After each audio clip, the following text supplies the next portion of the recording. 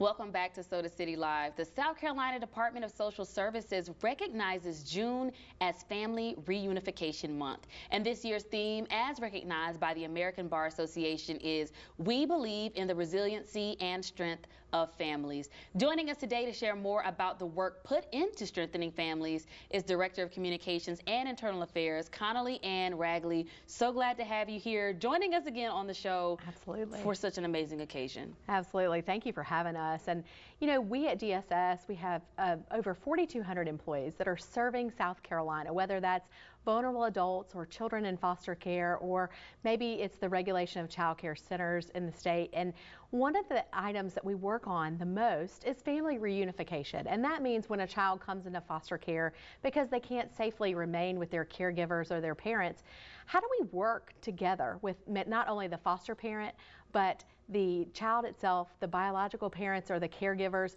as well as the community? How do we give those families the supports that they need and put them on a path for reunification? One of the things we know is that children do better when they're with their families. And what better way to celebrate the redemption of the family and really that reconciliation? And that's what we're doing in the month of June here in South Carolina. I love that, and we're celebrating them. We're celebrating them. And why was it so important to talk about the reunification process? Sure. So in South Carolina in calendar year 2022, we saw 1,542 children and youth that were safely reunified with their families.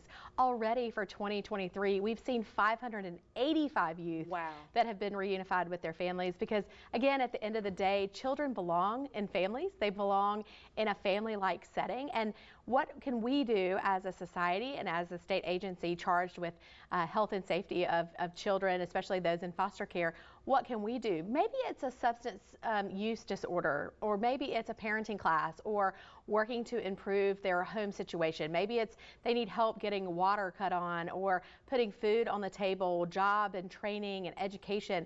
What can we do as a state agency to really walk beside that biological parent or caregiver to help say, we believe in you, we want to help you get better, we again want to reunify and really work to reconcile the family? Because the story of families together is really that story of reconciliation, and what better way to redeem and make that family whole.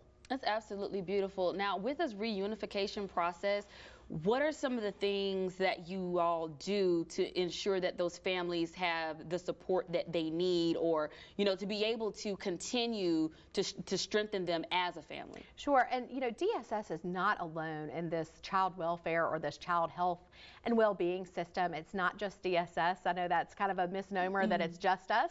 But we work with law enforcement, we work with the family courts and the judicial branch of government.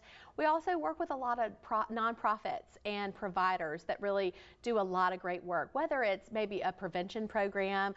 How do we prevent child abuse and neglect before it ever happens, right? Teaching strategies to parents.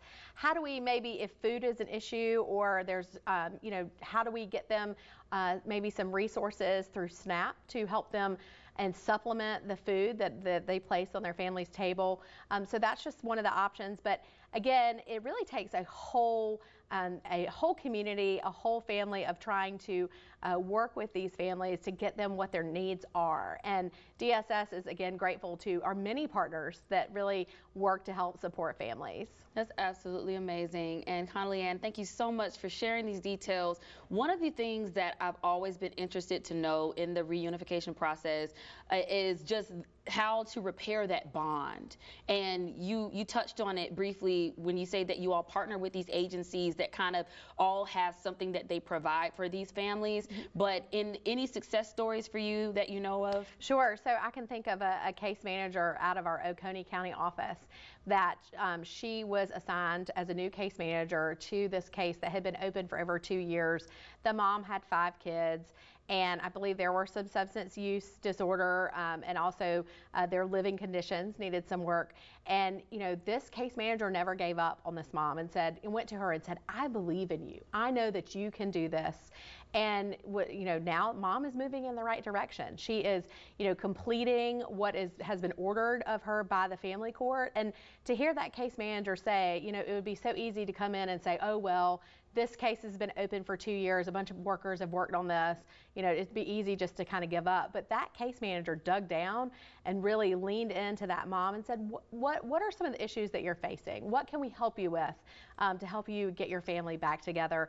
And I'm also reminded of a case manager in Spartanburg who went to visit a house. There were several children there. A water pipe had busted and rotted, and the floor was all rotten. They didn't have any running water in the home. And so this case manager reached out to her local church and a local network and of her family and friends, and they donated materials, including new furniture, and had the pipe repaired. And those children didn't belong in foster care. Many of the calls that we receive in 2022, we received over 66,000 reports of abuse and neglect in South Carolina. Many of them are neglect. And we're very aware of that, and we make sure that folks know that poverty does not equal neglect. And in the case of the mom in Spartanburg, she was doing the best job she could.